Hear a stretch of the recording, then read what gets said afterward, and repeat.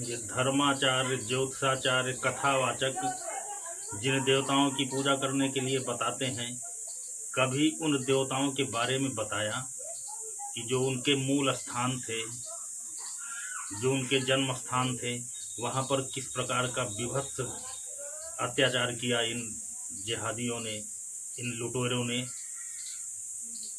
उनके मान बिंदुओं को गिरा करके, ध्वस्त करके, उन्हीं के ऊपर उनके मलबे से कलंकित ढांचे खड़े करके और उनके जो अवशेष थे उन पर किस तरीके कुकृत्य करते रहे।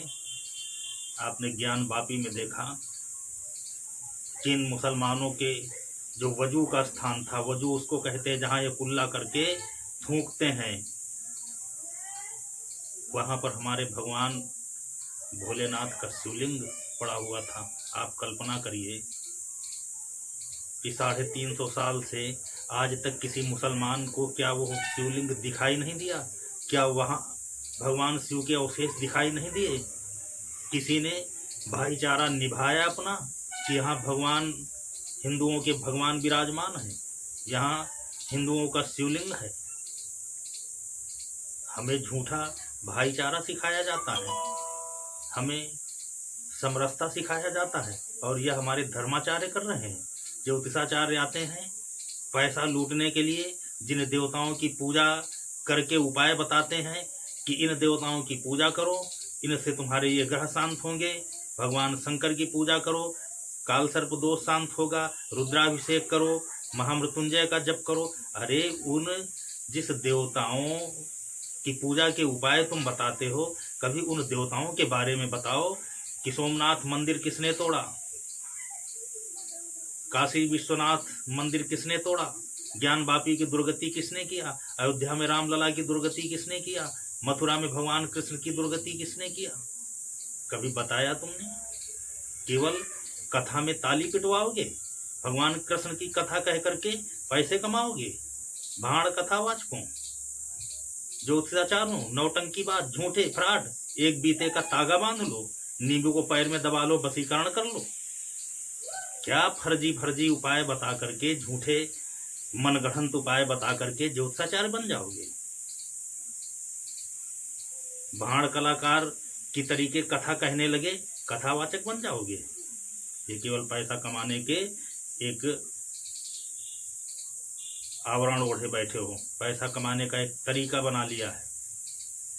हमारा सनातन कहाँ से कहाँ चला गया, कभी इसका ख्याल नहीं आता तुमको।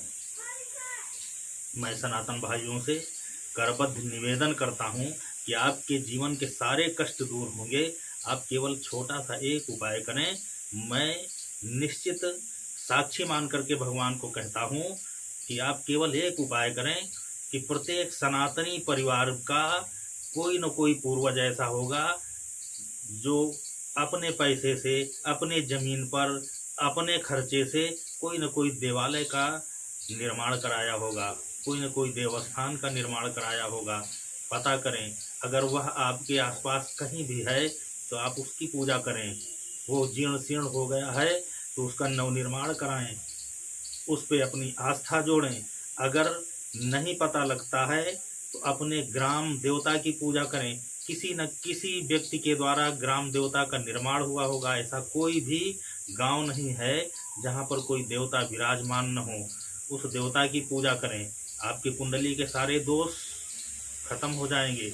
आप कोई भी टूटा फूटा मंदिर हो, भगवान शिव का हो, कृष्ण का हो, राम का हो, किसी भी देवता का टूटा फूटा मंदिर हो, कुछ नहीं कर सकते हैं अगर, तो आप उसका किसी न किसी एक दिन निश्चित करके वहाँ पर जितनी क्षमता है आपकी, आप उस क्षमता के अनुसार उस जीर्ण शीर्ण मंदिर में, उस खंडहरनुमा हो चुके उस प्राचीन देवालय में जाकर के पूजा करें, पाठ करें, हवन करें, इत्यादि जो भी आपका मन हो वो करें और वहाँ अपनी इच्छा पूर्ति के लिए प्रार्थना करें। निश्चित ही आपकी इच्छा की पूर्ति होगी और उन प्राचीन मंदिरों का गौरव भी बढ़ेगा। आप ना जाइए पुराने बहुत बड़े बड़े मंदिरों में, वहाँ तो तमाम लोग जाते ही हैं, वहाँ तो भीड़ लगती ही है, लेकिन जो हमारे मंदिर खड़े हो रहे हैं, एक से एक प्राचीन मंदिर है जो आज बिल्कुल खत्म होने की कगार पे है,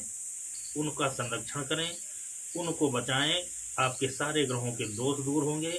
भगवान एक ही है, भगवान अलग अलग नहीं है, लेकिन भगवान के रूप में जो इन स्थानों का चयन किया गया, जहाँ पर भगवान की स्तुति हुई किसी न किसी विशेष व्यक्तियों के द्वारा, उन स्थानों का संरक्षण करना ही सबसे बड़ी भगवान की पूजा है।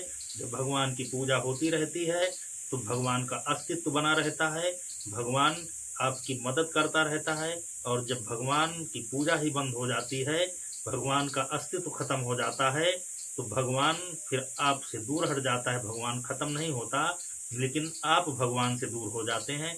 इसलिए भगवान की कृपा आप तक नहीं पहुंच पाती है।